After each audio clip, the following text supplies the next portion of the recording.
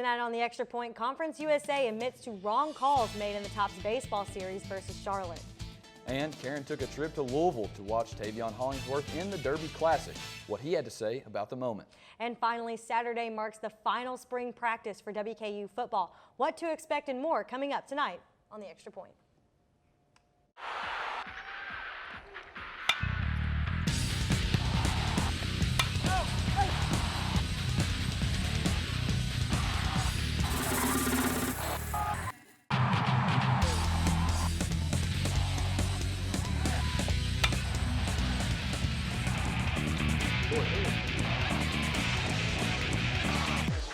Extra Point. Good evening and welcome to the Extra Point. I'm Karen Isert. And I'm Dalton Godby. Now, Dalton, we've only got 30 minutes to talk about a week's worth of sports. Well, let's get going. The following weekend series against Charlotte, which I'll get to in a little bit. A wrong call was made in Thursday and Saturday's game. WKU Athletic Director Todd Stewart issued this statement regarding two plays where officials could have impacted the final outcome. Conference USA Senior Associate Commissioner Merton Hanks said that the league reviewed the series and acknowledged the incorrect calls made in both games. Now, they also stated that any decisions regarding discipline will be made by league officials. And despite the conference callbacks, the Tops still fell to Charlotte over the Easter weekend.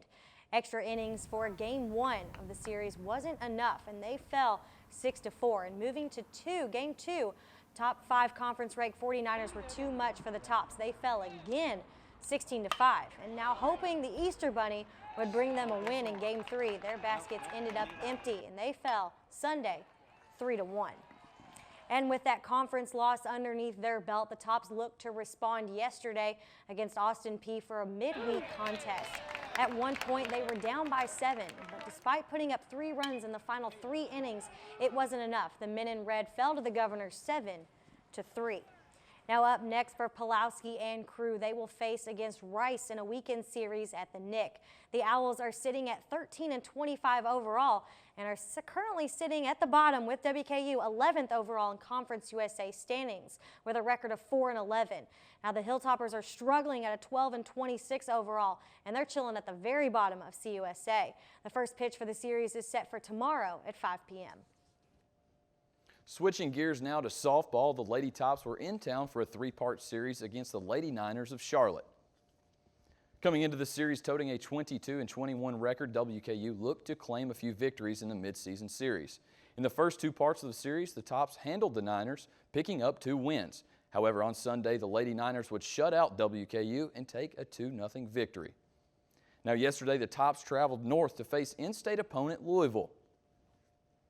Senior pitcher Catherine Downing took the mound as WKU held the Lady Cards to only 1 run, but unfortunately the Lady Tops couldn't get the bats going as they fell 1-0. The Lady Topper softball team leads the nation in one statistical category. Not hits, not runs, not even errors. This one's a little different. Jimmy Stratman has the story. For most kids playing baseball or softball, the fear of getting hit follows them into the batter's box. For WKU softball players Taylor Proctor and Brittany Vaughn, that fear is long gone, and it's paved the way for competition. You know, I get hit today and then she comes back 2 at-bats later and gets hit. Between the 2 of us, I think we probably lead all the teams in conference. The WKU Hilltoppers lead the nation in hit by pitch this season. Strange as it may seem, the team kind of likes it. I've never been on a team that leads the nation in anything, and for that, it's just kind of funny that is the stat that we lead the nation in. For a player like Taylor Proctor, who's hitting .207 this season, getting hit is one of the ways that she can contribute to the team offensively. But those other players might be able to hit the ball better than me, and so if I can't hit, my motto is then get hit, because you get to first. Proctor leads the team in hit by pitches this season with 20, and she's second on the team in on-base percentage. However, taking all those shots can still leave a mark. If they're getting hit in the same spot repeatedly, it gets a little bit more complicated as far as how much swelling they're getting or if it's going to predispose them to some other type of injury. We were taking defense before the game, and I took one off the shin, which, you know, happens every now and then, but I'm not the type to bruise very easily, so I was just kind of shook it off. And my first or second at bat during that game, I took one off the exact same spot, and I still have a knot on my shin from it, and basically everything below my kneecap was a bruise at that point. Stories like Brittany's might back some players off the plate. Does that affect the Hilltoppers when they come to the dish? Absolutely not. Reporting for the Extra Point, I'm Jimmy Stratman. The softball team has been hit 66 times this season. Taylor Proctor and Brittany Vaughn account for over half of that. Now moving to the gridiron, for the first time ever, the spring game had a draft. That happened on Monday in the Hardball Club. Commissioner of the event was Gary Ransdell. He mandated the entire thing. And for the first pick for the red team, none other than senior QB Mike White. And for the white team, tight end senior Dion Yelder. Players had the chance to strut their stuff and show off in front of family, friends, and even coaches. You know, I want to come and see how the team is going to do and see this new thing that coach and the staff are trying out for the spring game. Hey, nothing better than being with QB1 over here, you know what I mean? I love the guy at desk. Can't wait to get on the other side of the ball and get some pass rush and mess up the quarterback for the other team so this quarterback can get on the field for us and score some points, baby. Now the spring game is what WKU fans have to look forward to on Saturday. The first showcasing of new head coach Mike Sanford and crew. WKU fans will get a first glimpse of what the 2017 campaign will look like. The spring game will kick off at 3 in Houchin-Smith Stadium, and admission and parking are free for the event. Now to keep up with the game, follow the Extra Point on Twitter at ExtraPointWKU to get all the game updates. And to prepare for the spring game, Coach Sanford and his marketing team hosted the first tailgate practice. The overall goal was campus involvement. The event included free food and dance competitions between the team and even Coach himself. Before practice ended, Hilltopper fans had the chance to test their skills with a 40-yard dash competition in front of the coaching staff and the team. The top 5 finishers for the women and the top 10 finishers for the men will compete on Saturday at the game. I mean, it is what it is. It's tremendous. I mean, we couldn't do what we do without having the fans come to events like this, having students come to spring game, having students come to home games. I mean, it's very important to get the community and the campus community, for one, to get very involved in athletic events. Now, this week's hero on the hill has been a hero to WKU for not just a week, but for nearly half a century.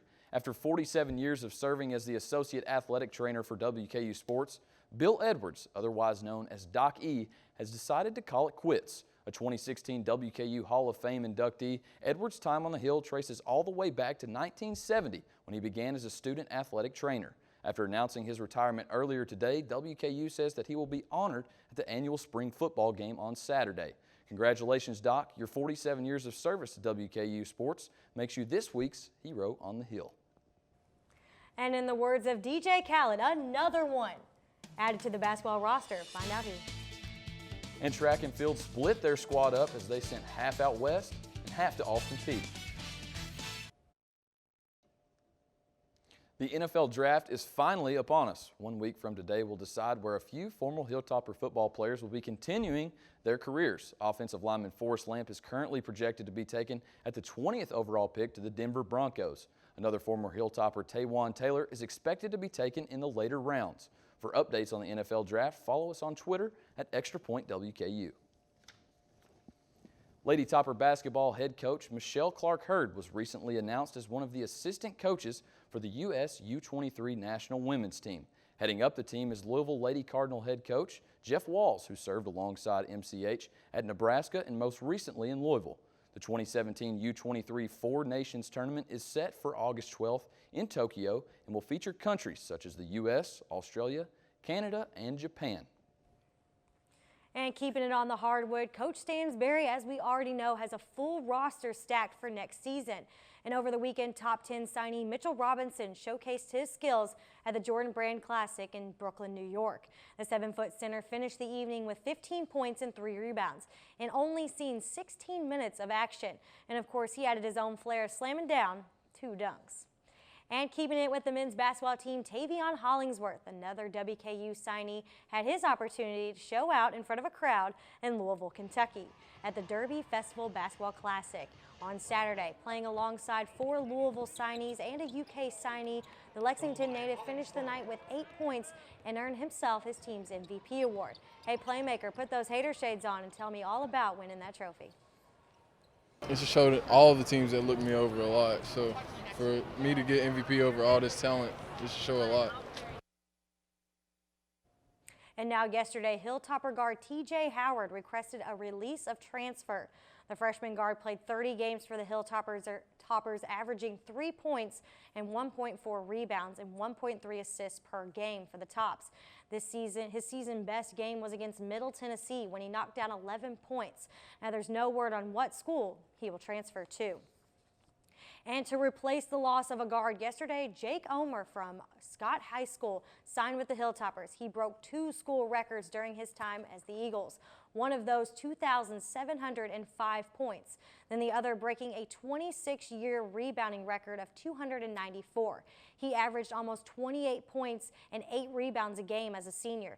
Now this makes the 5th nationally ranked player to put on a Topper jersey for the 2017-2018 campaign. This past Saturday, the Hilltopper volleyball team hosted their annual spring tournament in Diddle Arena. The Lady Tops hosted Lipscomb, Southern Miss, and Sanford. They picked up 3 straight wins over the weekend while not dropping a single set. The weekend tournament wrapped up for spring practice for Travis Hudson and his Lady Topper volleyball team. 2 international WKU athletes' time on the Hill is coming to an end. The 2 athletes talked about what playing at WKU has meant to them. WKU is host to hundreds of student athletes, and while many have called the United States home their entire lives, that is certainly not the case for all. Greek natives Andriana Christopoulou and Elpida Malamou are 2 senior tennis players who have made the migration to the States. Over their careers, both women have adjusted to life in America. But initially, while Elpida found the transition easy, Adriana faced some trouble. I would say it was really hard because everything is so much different. I'm used to different circumstances of life, so it was quite the adjustment, but it was fun. I learned a lot of new things, I met a lot of new people, and I'm glad I spent 3 years here. Elpida said that head coach Jonathan Berhaney was the main reason for her move to the States, as well as her desire to bring along Andriana. Berhaney expressed mutual praise for the 2 women. Just their personalities, they're great girls. They're like my little sisters, that's what I usually tell them. They're good, their humor, everything, just guiding them through academics, tennis, just knowing, their emotions, what they're going through, just everything, the whole package. They're just great group of girls. Both Andriana and Elpida have yet to decide what their next step is, and while they both agree that they would like to see their family, America has certainly made its impression on them. I will certainly miss the team, the girls, our coach, and just a different culture. I would probably miss the college life. I will miss the fact that I could study and play my sport at the same time. I would miss the refills in the restaurants because we don't have such thing in Greece. From the game, to the relationships, to the free refills, American life has been a pleasant ride for Elpida and Andriana. Reporting for The Extra Point, I'm Miles Schroeder. And tonight, the tennis team is taking on FAU in the first round of the Conference USA tournament down in Denton, Texas. Now, over the weekend, the track and field team competed in the Mount SAC Relays and Austin Peay Invitational. 10 Hilltoppers finished in the top 5. Now, 2 of those titles were claimed by vaulter Morgan McIntyre and the other from Khadijah Valentine in the 100-meter dash. And for the men, junior Julius Morris finished 3rd out of 64 competitors in the 100. And for the hurlers, Jonathan Hayden finished with a personal best in the 110 and placed him 3rd. Desmond Mobley finished the weekend with a 2nd place finish in the high jump. Now moving to the women, Ariel Terrell clocked a time of 12:12, placing her 3rd in the 100. Then Kyla Smith took home 5th in the 800 meters. Now rounding it out for the jumper, Sandra Akachukwu placed 5.4 meters, taking home 4th in the long jump. And for one WKU track and field competitor, she's taking her talents to a new height. Reporter Dee Green has the story. It's outdoor track season on the Hill. So far, the Tops as a group are number 21 in the nation. But one person rising to the occasion is pole vaulter Morgan McIntyre. An improvement that's been making the record books. So over the years I've gotten stronger and I've gotten faster and my mentality's changed, like I can do good, like I am good. You just have to believe in yourself. McIntyre had a great showing at the Hilltopper Relays by PRing 3 times, which helped the team clinch the #1 spot. And then the second time it was my turn, I jumped and I cleared it. And I just came down and I started screaming. I probably sounded like a little 3-year-old girl, but I was so excited because it was a really big PR and it was just a really good day overall. This Ashland, Kentucky native has been motivated by herself and teammates to reach her #1 goal, nationals. A goal that is 3 years in the making. Not only has Morgan McIntyre been lifting herself up, but she's been bringing her PRs with her. With an Indoor Conference USA championship and a Hilltopper Relay championship under her belt, she has the possibility of competing at a national level. McIntyre is currently ranked 3rd in WKU history and tied for 21st in the nation with a little more than 4 meters. The Tops will return to action at the Georgia Tech Invitational and War Eagle Invitational this weekend. With the extra point, I'm Dee Dee Green. Thanks, Dee Dee. Morgan McIntyre has the opportunity to compete in Eugene, Oregon this summer if she places in the top 12 in the East preliminaries. Now, all of that will take place at the end of May. Now, don't you change that channel. You have to witness Karen's last going for 2. Right, Dalton. And just before we bring you the story of the man who's just going to prove anything is possible. Welcome back. There's one sport in town you might not have heard of before. Reporter Katie Cook has the story on how players make roller derby personal to them. Vet City Roller Derby located right in Bowling Green. They skate fast, strategize, and, well, knock people down. But what you might not know is that each roller derby player has their very own unique nickname. My roller derby name is Soda Pop Ruckus. Ginferno. Rampage Smack Sound. Daisy Chains. I am the Generator with a J. Every nickname is personal to each player. I've been going by the nickname of Soda since I was about 12. And when I started roller derby, I was really excited about picking like a new fun nickname for myself. But I couldn't find anything else that really resonated. And when asked whose name fits them the best, most had the same answer. Probably Murderface. Oh, me. Yeah. And they say her name fits her well. That's the first name that came to mind. She used to be Murderface Monroe. Now she's just Murderface, but she's really feisty and she can come at you at the drop of a hat. So Murderface is kind of perfect for her. Murderface Monroe fell in love with roller derby the first time she watched her friend play the sport and just couldn't wait to get on the skateboard. For her, it's an outlet, a way to build leadership skills where she has served on the board of directors. Although every player chooses their own name, they all have one thing in common, their passion for roller derby. And I'm not going to stop till I die or break something. For the extra point, I'm Katie Cook. If you're interested in watching Vet City Roller Derby in action, their next home competition is May 6th at the Bowling Green Skate Park. When someone puts their mind to something, great things can happen. Extra Point reporter Marcus Browning has one man's story of doing just that. 3:59. To most, it's just a random time. But to Dan Klein, it means a lot more. Seeing your vision become a reality. But for Dan, his vision for a future wasn't always certain. He had this little cough that kept, nagging cough that kept coming and getting worse. Especially when I would lay down at night, the cough would come from that tumor pressing on my lungs. Dan, in his upper 30s, was diagnosed with stage 2 Hodgkin's lymphoma. When you see a guy like Dan, who's your close friend, who's so young and outwardly healthy, it's just shock and disbelief. While battling cancer, Dan heard the story of a man named Roger Bannister, the first man to run a mile under 4 minutes. His time, none other than 3:59. And so I kind of took that idea and what I was going through, and my 3:59 is doing my impossibles. After hearing Bannister's story, Dan decided to go for his goal of what he thought would be impossible, creating his first My 3:59. About a year before I got diagnosed, I had set a goal to dunk a basketball. I was turning 40, I thought it'd be a pretty cool stretch goal, and I just wasn't even close. But I thought, you know what, I'm gonna go for it.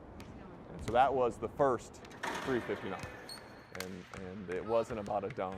It was reclaiming my life and really setting out to do that impossible. After entering remission last fall, Dan's battle with cancer, along with his My 359 vision, has helped motivate others to do My 359 challenges of their own. Yeah, I've done a couple marathons. What if I put another 13 on top? What if I put another half marathon on top of that and I ran 40 miles on my 40th birthday? How cool would that be? And to be able to take something as negative and as disastrous as cancer and turn into a positive, not just for myself, for others, but that's incredibly rewarding. Dane's definition for a My 359 isn't just to complete a physical challenge, but rather to continually challenge yourself to do more. That's the scary thing for me, is I can sit here and think ahead and think, what do I want to accomplish? And the only one keeping me from doing it is me. It's not settling for mediocrity, right? It's challenging yourself to just be better today than you were yesterday.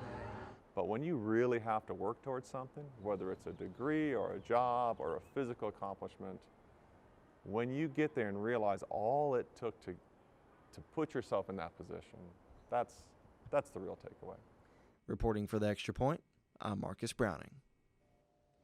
And Klein already has another My 359 in the works. He plans to walk along the rim of the Grand Canyon this summer. Up next, we've talked about it once today, but we'll show you the final jaw dropper of the week. There were so many candidates for this week's jaw dropper, but after a close call, only one took the cake.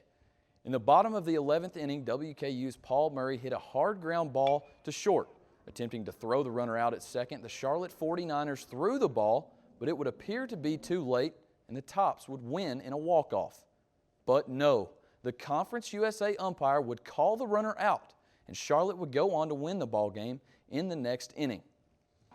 Now, Karen, we talked a little bit about that earlier on in the show. Conference USA released a statement saying that they did make the wrong call there, so hopefully the Tops can put this behind them and continue to play well for the rest of the season. Right, and they've got this weekend to look forward to that. And just real quick, Dalton, talking about this weekend, the spring game is what we all have to look forward to.